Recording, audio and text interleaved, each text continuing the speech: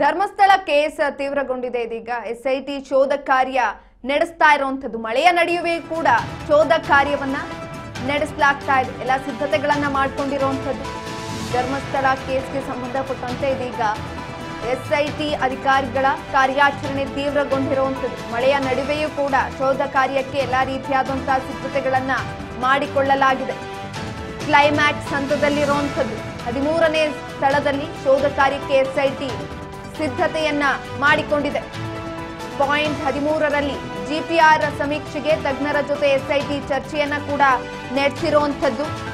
ಈಗಾಗಲೇ ಮಳೆ ಬಿಟ್ಟು ಬಿಡದೆ ಮಳೆ ಸುರಿತಾ ಇರುವಂತದ್ದು. ಇದರ ನಡುವೆಯೂ ಕೂಡ ಎಸ್ಐಟಿ ಅಧಿಕಾರಿಗಳು ಶೋಧ ಕಾರ್ಯಕ್ಕೆ ಎಲ್ಲಾ ರೀತಿಯಾದಂತಹ ಸಿದ್ಧತೆಗಳನ್ನ ಮಾಡಿಕೊಳ್ತಾ ಇದ್ದಾರೆ. ಧರ್ಮಸ್ಥಳ ಬುರಡೆ ರಹಸ್ಯ ಪ್ರಕರಣಕ್ಕೆ ಸಂಬಂಧಿಸಿದಂತೆ ಇದೀಗ ಶೋಧ ಕಾರ್ಯಕ್ಕೆ ಸಕಲ ಸಿದ್ಧತೆಗಳನ್ನ ಮಾಡಿಕೊಳ್ಳಲಾಗ್ತಾ ಇರುವಂತದ್ದು. 13ನೇ ಸ್ಥಳದಲ್ಲಿ ಶೋಧ ಕಾರ್ಯಕ್ಕೆ ಎಸ್ಐಟಿ ಸಿದ್ಧತೆಯನ್ನ ಮಾಡಿಕೊಳ್ತಾ ಇದೆ.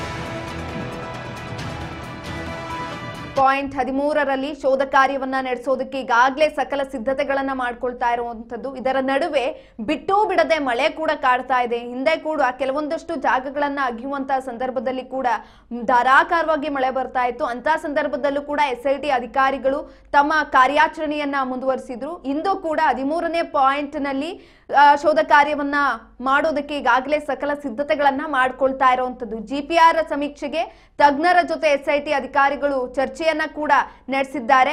ಒಂದು ವೇಳೆ ಧರ್ಮಸ್ಥಳದಲ್ಲಿ ನೂರಾರು ಶವ ಹೂತು ಹಾಕಲಾದ ಪ್ರಕರಣಕ್ಕೆ ಇದೀಗ ಟ್ವಿಸ್ಟ್ ಏನಾದ್ರೂ ಸಿಗುತ್ತಾ 13ನೇ ಪಾಯಿಂಟ್ ನಲ್ಲಿ ಅಂತ ನೋಡ್ಬೇಕು. ಬೆಂಗಳೂರಿನಿಂದ ಈಗಾಗಲೇ ಜಿಪಿಎಯಿಂದ ಗ್ರೌಂಡ್ ಪೆನೆಟ್ರೇಟಿಂಗ್ ರಾಡ್ಗಳನ್ನ ಬಳಸಿಕೊಂಡು ಎಸ್ಐಟಿ ಅಧಿಕಾರಿಗಳು ಶೋಧ ಕಾರ್ಯವನ್ನ ನಡೆಸ್ತಾರೆ. ಜಿಪಿಆರ್ ಬಳಸುವ ಕುರಿತು ಎಸ್ಐಟಿ ತಜ್ಞರ ಅಭಿಪ್ರಾಯವನ್ನ ಕೂಡ ಕಲೆ ಹಾಕ್ತಾ ಇರುವಂತದ್ದು. ಭೂಮಿಯ ಒಳಭಾಗ ಸಮೀಕ್ಷೆಯನ್ನ ಮಾಡಲು ನಿರ್ಧಾರವನ್ನ ತೆಗೆದುಕೊಳ್ಳಲಾಗ್ತಾ ಇದೆ. ನೂರಾರು ಶವಗಳನ್ನ ಹೂತು ಹಾಕಲಾಗಿದೆ ಎನ್ನುವ ಪ್ರಕರಣಕ್ಕೆ ಸಂಬಂಧಪಟ್ಟಂತೆ ಇದೀಗ ಕೆಲವೊಂದಿಷ್ಟು ಜಾಗಗಳನ್ನ ಕೂಡ ಅಗೆಯಲಾಗಿರುವಂತದ್ದು. ಹೂತು ಹಾಕಲಾಗಿರುವ ಶವ ಅವಶೇಷವನ್ನ ಹೊರತೆಗೆಯಲು ಪ್ರಕ್ರಿಯೆ ಕೂಡ ಆರಂಭವಾಗಿದೆ. ಭೂಮಿಯ ಒಳಭಾಗ ಸಮೀಕ್ಷೆಯನ್ನ ಮಾಡಲು ನಿರ್ಧಾರವನ್ನ ಕೂಡ ಮಾಡಿರುವಂತದ್ದು. ಬೆಂಗಳೂರಿನಿಂದ ಜಿಪಿಆರ್ ನ ಇಂದು ಅಥವಾ ನಾಳೆ ತರಿಸಿಕೊಳ್ಳುವ ನಿರೀಕ್ಷೆ ಕೂಡ ಇದೆ. ಜಿಪಿಆರ್ ಬಳಸುವ ಕುರಿತು ಎಸ್ಐಟಿ ತಜ್ಞರು ಅಭಿಪ್ರಾಯವನ್ನ ಕೂಡ ಕಲೆ ಹಾಕ್ತಾ ಇರುವಂತದ್ದು. ಧರ್ಮಸ್ಥಳ ಬುರುಡೆ ರಹಸ್ಯ ಪ್ರಕರಣಕ್ಕೆ ಸಂಬಂಧಿಸಿದಂತೆ ದೂರುದಾರ ತೋರಿಸಿದಂತಹ 13ನೇ ಜಾಗವನ್ನ ಗ್ರೌಂಡ್ ಪೆನೆಟ್ರೇಟಿಂಗ್ ರೆಡಾರ್ ಮೂಲಕ ಪರಿಶೋಧನೆಯನ್ನ ನಡೆಸುವ ಸಾಧ್ಯತೆ ಇದೆ. ಈಗಾಗಲೇ ತಜ್ಞರ ಜೊತೆ ಅದನ್ನ ಚರ್ಚೆ ಕೂಡ ಮಾಡಿರುವಂತದ್ದು. ದೂರುದಾರ ಒಟ್ಟು 13 ಜಾಗಗಳಲ್ಲಿ ಶವಗಳನ್ನ ಹೂತಿದ್ದೇನೆ, ಅದರಲ್ಲೂ ಪಾಯಿಂಟ್ ನಂಬರ್ 9ರಿಂದ ಪಾಯಿಂಟ್ ನಂಬರ್ 13ರವರೆಗೆ ಆ ಜಾಗದಲ್ಲಿ ಭಾರೀ ಸಂಖ್ಯೆಯಲ್ಲಿ ಹೆಣವನ್ನ ಹೂಳಿದ್ದೇನೆ ಎನ್ನುವ ವಿಶೇಷ ಹೇಳಿಕೆಯನ್ನ ಕೂಡ ಕೊಟ್ಟಿದ್ರು. 9ನೇ ಪಾಯಿಂಟ್ ಅನ್ನ ಅಗಿಯುವಂತಹ ಸಂದರ್ಭದಲ್ಲೂ ಕೂಡ ಇದೇ ರೀತಿಯಾಗಿ ಹೇಳ್ತಾನೆ ಮುಸುಕುದಾರಿ ವ್ಯಕ್ತಿ. ನಾನು 9ನೇ ಪಾಯಿಂಟ್ ನಲ್ಲಿ ಸರಿಸುಮಾರು 4ರಿಂದ 5 ಶವಗಳನ್ನ ಹೂತು ಹಾಕಿದ್ದೇನೆ ಅನ್ನುವ ಹೇಳಿಕೆಯನ್ನ ಕೊಡ್ತಾನೆ. ಅದಾದ ನಂತರ ಇದೀಗ 13ನೇ ಪಾಯಿಂಟ್ ಅನ್ನ ಅಗಿಯೋದಕ್ಕೆ ಎಲ್ಲಾ ರೀತಿಯಾದಂತಹ ಸಿದ್ಧತೆಗಳನ್ನ ಮಾಡ್ಕೊಳ್ತಾ ಇರುವಂತದ್ದು. ಈ ಸ್ಥಳದಲ್ಲೂ ಕೂಡ ಸರಿಸುಮಾರು 8 ಶವಗಳನ್ನ ನಾನು ಹೂತು ಹಾಕಿದ್ದೇನೆ ಎನ್ನುವ ಹೇಳಿಕೆಯನ್ನ ಮುಸುಕುದಾರಿ ವ್ಯಕ್ತಿ ಕೊಟ್ಟಿರುವಂತದ್ದು. ಹಾಗಾಗಿ ತನಿಖೆ ಚುರುಕಾಗಿರುವಂತದ್ದು. ಈತ ಮಾಹಿತಿಯಂತೆ ಇಲ್ಲಿವರೆಗೆ 12 ಸ್ಥಳಗಳಲ್ಲಿ ಶೋಧ ಕಾರ್ಯವನ್ನ ನಡೆಸಲಾಗಿದೆ. ಈಗಾಗಲೇ 12 ಸ್ಥಳಗಳಲ್ಲೂ ಕೂಡ ಶೋಧ ಕಾರ್ಯವನ್ನ ನಡೆಸಿದ್ರು ಕೂಡ ಕೇವಲ 1 ಪಾಯಿಂಟ್ ಅಂದರೆ 6ನೇ ಜಾಗದಲ್ಲಿ ಅಸ್ಥಿ ಸಿಕ್ಕಿದ್ದಂಥದ್ದು. ಅದನ್ನ ಬಿಟ್ರೆ ಬೇರೆ ಯಾವುದೇ ಜಾಗದಲ್ಲೂ ಕೂಡ ಏನೂ ಕೂಡ ಪತ್ತೆಯಾಗಿಲ್ಲ. ಹೀಗಾಗಿ ಈಗ ಬಾಕಿ ಇರುವಂತದ್ದು ಕೇವಲ ಒಂದೇ ಜಾಗ, ಅದು 13ನೇ ಪಾಯಿಂಟ್. ಅದನ್ನ ಜಿಪಿಆರ್ ಯಂತ್ರದ ಮೂಲಕ ಶೋಧನೆ ನಡೆಸಲು ವಿಶೇಷ ತನಿಖಾ ತಂಡ ಈಗಾಗಲೇ ಚಿಂತನೆಯನ್ನ ಕೂಡ ನಡೆಸ್ತಾ ಇದೆ. ಈ ಸಂಬಂಧ ಜಿಪಿಆರ್ ಬಗ್ಗೆ ಎಸ್ಐಟಿ ಅಧಿಕಾರಿಗಳು ತಜ್ಞರ ಸಲಹೆಯನ್ನ ಕೂಡ ಪಡೆದುಕೊಳ್ತಾ ಇರುವಂತದ್ದು. ಸದ್ಯ ಈಗ ಕಾರ್ಮಿಕರ ಸಹಾಯದಿಂದ ಭೂಮಿಯನ್ನ ಅಗಿಲಾಗ್ತಾ ಇತ್ತು. ಉಳಿದ 12 ಜಾಗಗಳನ್ನ ಕಾರ್ಮಿಕರ ಸಹಾಯದಿಂದ ಅಗೆಯಲಾಗಿರುವಂತದ್ದು. ಕೆಲವೊಂದಷ್ಟು ಕಡೆ ಇಟಾಚಿಯನ್ನ ಕೂಡ ಬಳಸಿಕೊಳ್ಳಲಾಗಿತ್ತು. ಯಾಕಂತ ಅಂದ್ರೆ ಅಲ್ಲಿ ಗಿಡ ಗಂಟೆಗಳು ಬೆಳೆದಂತಹ ಸಂದರ್ಭದಲ್ಲಿ ಅದನ್ನ ತೆಗೆಯೋದಕ್ಕೆ ಕೇವಲ ಕಾರ್ಮಿಕರಿಂದ ಆಗ್ತಾ ಇರಲಿಲ್ಲ. ಅಂತಹ ಸಂದರ್ಭದಲ್ಲಿ ಇಟಾಚಿಯನ್ನ ಬಳಸ್ಕೊಂಡಿದ್ರು. ಅದಾದ ನಂತರ ಸಂಪೂರ್ಣವಾಗಿ ಅಲ್ಲಿನ ಜಾಗವನ್ನ ಅಗೆಯೋದಕ್ಕೆ ಕಾರ್ಮಿಕರೇ ಸಹಾಯವನ್ನ ಮಾಡಿದ್ದಂಥದ್ದು. ಇದೀಗ ಕೊನೆಯ ಪಾಯಿಂಟ್ ಆಗಿರೋದ್ರಿಂದ ಅದನ್ನ GPR ಮೂಲಕ ಏನು ಅಲ್ಲಿ ಜಾಗವನ್ನ ಅಗೆಯೋದಕ್ಕೆ ಎಲ್ಲಾ ರೀತಿಯಾದಂತಹ ಸಿದ್ಧತೆಗಳನ್ನ ಮಾಡ್ಕೊಳ್ತಾ ಇರುವಂತದ್ದು. ಅಲ್ಲಿ ಜಾಗವನ್ನ ಅಗೆಯೋ ಅವಶ್ಯಕತೆ ಏನಿರಲ್ಲ, ಬಿಕಾಸ್ GPR ನ ಹಾಕ್ತಿದಂಗೆ ಅಲ್ಲಿ ಅಸ್ಥಿಪಂಜರಗಳಿದ್ಯಾ ಇಲ್ವಾ ಅನ್ನೋದು ಕೂಡ ಗೊತ್ತಾಗುತ್ತೆ. ಈ ನಿಟ್ಟಿನಲ್ಲಿ SIT ಅಧಿಕಾರಿಗಳು ತಜ್ಞರ ಜೊತೆ ಮಾತುಕತೆಯನ್ನ ಕೂಡ ಮಾಡ್ತಾ ಇರುವಂತದ್ದು.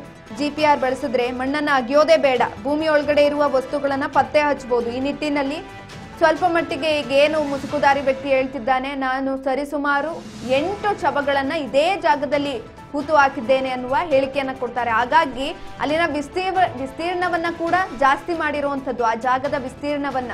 ಯಾಕಂತ ಅಂದ್ರೆ 8 ಶವಗಳನ್ನ ಹೂತಿದ್ದೇನೆ ಎನ್ನುವ ಹೇಳಿಕೆಯನ್ನ ಕೊಟ್ಟಂತ ಸಂದರ್ಭದಲ್ಲಿ ಸ್ವಲ್ಪ ಮಟ್ಟಿಗೆ ಎಚ್ಚರಿಕೆಯಿಂದ ತನಿಖೆಯನ್ನ ಮಾಡಬೇಕಾಗುತ್ತೆ. ಹಾಗಾಗಿ GPR ಅನ್ನ ಬಳಸ್ಕೊಳ್ಳೋದು ಸೂಕ್ತ ಅನ್ನುವ ನಿಟ್ಟಿನಲ್ಲಿ ಈ ರೀತಿಯಾಗಿ ಮಾಡಿರುವಂತದ್ದು. ಇನ್ನು ಈ ಕಾರಣಕ್ಕೆ GPR ಬಳಸುವಂತೆ ದೂರುದಾರ ಪರ ವಕೀಲರು ಕೂಡ SITಗೆ ಮನವಿಯನ್ನ ಕೂಡ ಮಾಡಿರ್ತಾರೆ. ಹಾಗಾಗಿ ಭೂಮಿಯನ್ನ ಅಗೆಯದೆ ಒಳಗಡೆ GPR ಮೂಲಕ ಅವಶೇಷಗಳಿದ್ಯಾ, ಕುರುಹುಗಳು ಸಿಗುತ್ತಾ ಅನ್ನೋದನ್ನ ಕೂಡ ಇದೀಗ ನೋಡ್ಲಾಗ್ತಾ ಇರುವಂತದ್ದು. ಪಾಯಿಂಟ್ ನಂಬರ್ 13ರಲ್ಲಿ ವಿದ್ಯುತ್ ಕಂಬಗಳಾಗಿರ್ಬೋದು, ಹಲವಾರು ವಿದ್ಯುತ್ ಸಂಪರ್ಕಗಳು ಕೂಡ ಇದ್ವು. ಅಷ್ಟೇ ಅಲ್ಲದೆ ನೇತ್ರಾವತಿ ನದಿಗೆ ಸಣ್ಣ ಅಣೆಕಟ್ಟು ಸಹ ಕಟ್ಟಲಾಗಿದೆ. ಈ ಅಡೆತಡೆಗಳ ನಡುವೆ ಉತ್ಖನನ ಮಾಡುವುದು SITಗೆ ಸವಾಲಿನ ಕೆಲಸ ಆಗಿತ್ತು.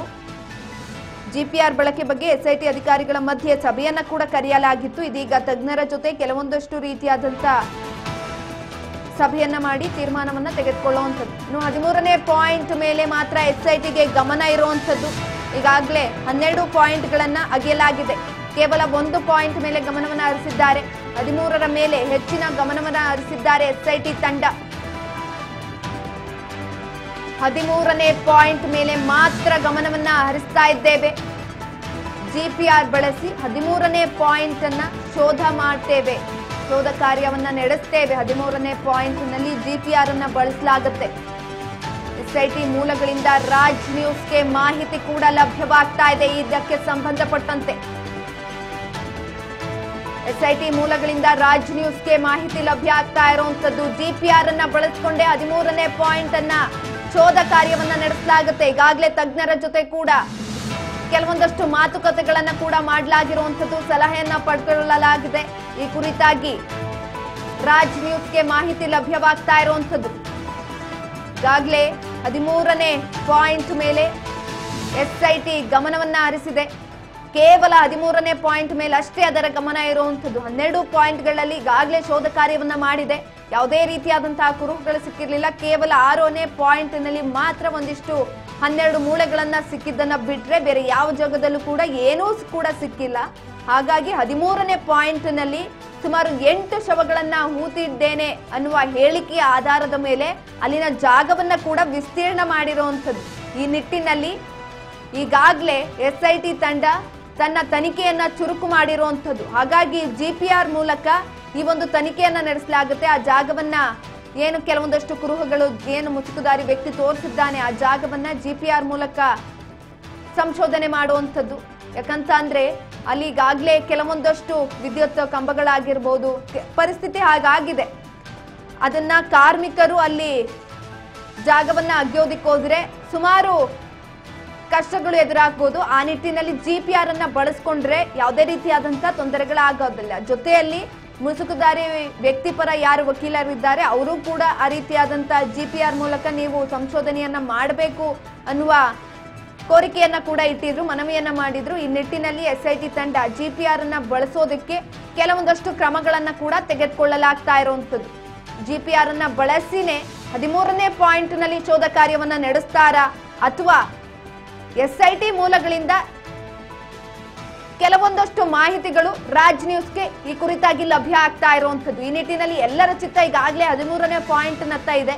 ನೋಡ್ಬೇಕು ಏನಾಗುತ್ತೆ, ಅಲ್ಲಿ GPR ಅನ್ನೇ ಬಳಸ್ತಾರಾ ಅಥವಾ ಕಾರ್ಮಿಕರನ್ನೇ ಬಳಸ್ಕೊಂಡು ಅಗೆಯಲಾಗುತ್ತಾ, ಈ ರೀತಿಯಾದಂತ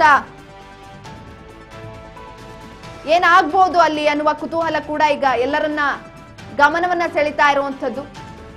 ಈಗಾಗಲೇ ಕೆಲವೊಂದಷ್ಟು ಜಾಗಗಳನ್ನ ಅಗೆದಂತ ಸಂದರ್ಭದಲ್ಲಿ ಕೆಲವೊಂದಷ್ಟು ಕುರುಹುಗಳು ಈ ಜಾಗದಲ್ಲಿ ಸಿಗ್ಬೋದು ಅನ್ನುವ ಮನಸ್ಥಿತಿಯಲ್ಲಿ ಇದ್ರು ಎಲ್ಲರೂ ಕೂಡ. ಆದ್ರೆ ಕೆಲವೊಂದಷ್ಟು ಜಾಗದಲ್ಲಿ ಏನೂ ಕೂಡ ಸಿಗ್ಲಿಲ್ಲ. 6ನೇ ಪಾಯಿಂಟ್ ನಲ್ಲಿ ಅಚಾನಕ್ ಆಗಿ 12 ಮೂಳೆಗಳು ಸಿಕ್ಕಿದಂಥದ್ದು. ಆಗ ಎಲ್ರಿಗೂ ಕೂಡ ಓಕೆ, ಕೇಸ್ ನಲ್ಲಿ ಏನೋ ಒಂದು ಟ್ವಿಸ್ಟ್ ಸಿಗ್ತಾ ಇದೆಯಪ್ಪ ಅಂತ ಅನ್ನಿಸ್ತು. 9ನೇ ಪಾಯಿಂಟ್ಗೆ ಬಂದಂತಹ ಸಂದರ್ಭದಲ್ಲಿ 9ನೇ ಪಾಯಿಂಟ್ ನಲ್ಲಿ ನಾನು ಸರಿಸುಮಾರು 4 ರಿಂದ 5 ಶವಗಳನ್ನ ಇದೇ ಜಾಗದಲ್ಲಿ ಊತು ಹಾಕಿದ್ದೇನೆ ಅಂತ ಮುಸುಕುದಾರಿ ವ್ಯಕ್ತಿ ಹೇಳ್ತಾನೆ. ಆ ನಿಟ್ಟಿನಲ್ಲಿ ಸ್ವಲ್ಪ ಜಾಗವನ್ನ ವಿಸ್ತೀರ್ಣ ಮಾಡಿ ಕೂಡ ಆ ಜಾಗವನ್ನ ಅಗೆಯಲಾಗುತ್ತೆ. ಆದ್ರೆ ಯಾವುದೇ ರೀತಿಯಾದಂತಹ ಕುರುಹುಗಳು ಸಿಗಲ್ಲ. ಹಾಗಾಗಿ ಅದಾದ ನಂತರ 13ನೇ ಪಾಯಿಂಟ್ಗೆ ಬಂದಂತಹ ಸಂದರ್ಭದಲ್ಲೂ ಕೂಡ ಮುಸುಕುದಾರಿ ವ್ಯಕ್ತಿ 8 ಶವಗಳನ್ನ ನಾನು ಇದೇ ಜಾಗದಲ್ಲಿ ಹೂತು ಹಾಕಿರೋದು ಅಂತ ಹೇಳ್ತಾನೆ. ಹಾಗಾಗಿ ಅಲ್ಲಿ ಎಲ್ರಿಗೂ ಕೂಡ ಕುತೂಹಲ ಎಡೆ ಮಾಡಿ ಕೊಡುತ್ತೆ. ಯಾಕಂತ ಅಂದ್ರೆ 8 ಶವಗಳನ್ನ ಅಲ್ಲೇ ಹೂತು ಹಾಕಿದ್ದೇನೆ ಅನ್ನುವ ಹೇಳಿಕೆಯನ್ನ ಕೊಟ್ಟ ಮೇಲೆ ಎಲ್ಲೋ ಒಂದ್ ಕಡೆ ಆ ಜಾಗವನ್ನ ಕೂಡ ಸಂಪೂರ್ಣವಾಗಿ ಸೂಕ್ಷ್ಮತೆಯಿಂದ ನೋಡ್ಬೇಕಾಗತ್ತೆ. ಈ ನಿಟ್ಟಿನಲ್ಲಿ GPR ಅನ್ನ ಬಳಸೋದ್ರಿಂದ ಭೂಮಿ ಒಳಗಡೆ ಅವಶೇಷಗಳು ಅಥವಾ ಕುರುಹುಗಳು ಏನಾದ್ರೂ ಇದೆಯಾ ಅನ್ನೋದು ಕೂಡ ಗೊತ್ತಾಗುವಂಥದ್ದು. ಕಾರ್ಮಿಕರ ಕೆಲಸ ಕೂಡ ಕಡಿಮೆ ಆಗುತ್ತೆ. ಇದರಿಂದ ಇನ್ನೊಂದು ಬೇಗ ಕೂಡ ಮಾಹಿತಿ ಲಭ್ಯ ಆಗುವಂಥದ್ದು.